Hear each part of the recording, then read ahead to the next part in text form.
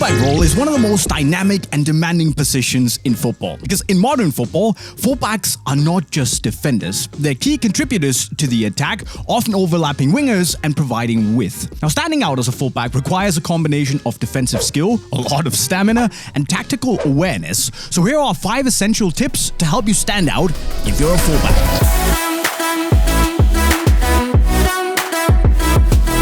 Now, first up is crossing, which is an essential skill for basically any fullback, because if you are a fullback, you often find yourself in a wide position and you should be ready to deliver a ball into the box. But how do you ensure that your crosses are effective? Well, the key is precision and especially timing. Whether it's a low-driven cross, a floated ball, or a cutback, a well-delivered cross can be the difference between a goal and a wasted opportunity. So here you need to make sure that you practice your crossing technique and aim to develop a variety of crosses to suit different situations. To do this, you can set up a goal or some cones in the box and practice hitting the target using different crosses and different techniques. Of course, if you have a teammate, make a game where you take a turn being the crosser and the attacker. So here you can do 5 to 10 crosses each and then count both how many you got on target in the box and of course how many you scored. And it'll help you a lot having like a live teammate to hit in the box. So of course it can help you both with your precision and your timing, and of course also just be a fun exercise as well. Secondly, as a fullback, one of your primary duties is to provide width on the pitch. Now, this helps stretch the opposition and create more space for your teammates. So even if you yourself do not get the ball, you force the opponent to run more and cover a larger area. And this can be very crucial in the final minutes of the game, where the stamina is often quite low. So to do this effectively, provide the width, you need to be fast and proactive. And as soon as your center back receives the ball, make sure you sprint out wide and that you offer yourself as an outlet. Of course, this doesn't mean running without thinking. You should always keep an eye on the ball, but make sure that you create the width quickly. Now, 2 things are important and worth practicing here. Your timing, as I mentioned earlier, and your first touch. Now, your first touch should most of the time be offensive-minded, taking it forward, creating that forward motion with intent. But of course, if you can't make that happen, it's important to also have a safe option for your first touch, where you can simply just take a touch backwards, play it back to where it came from, and let your defender shuffle the ball around, until maybe you can get it the next time. And thirdly, we have overlapping, which is a key attacking responsibility for a fullback. So when your winger has the ball, making a well-timed overlapping run can create an overload on the opposition and actually make sure that instead of the winger getting through, you get through.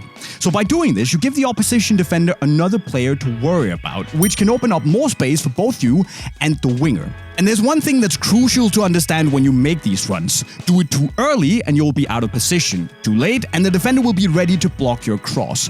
So overlapping requires good timing and especially good communication with your winger. And of course, the confidence to get forward while being able to track back quickly if you need it. And your winger loses the ball, then you need to go back.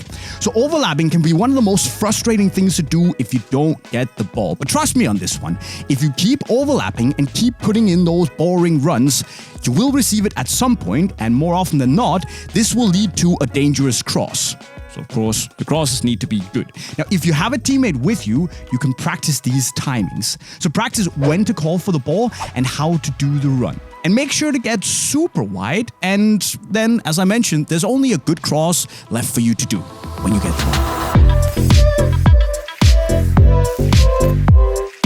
And then the fourth thing is the thing you don't want to hear about. It's stamina, because being a fullback is playing one of the most physically demanding positions on the pitch. It's just the way it is. You need stamina to constantly get up and down the pitch, defending in one moment and then attacking the next.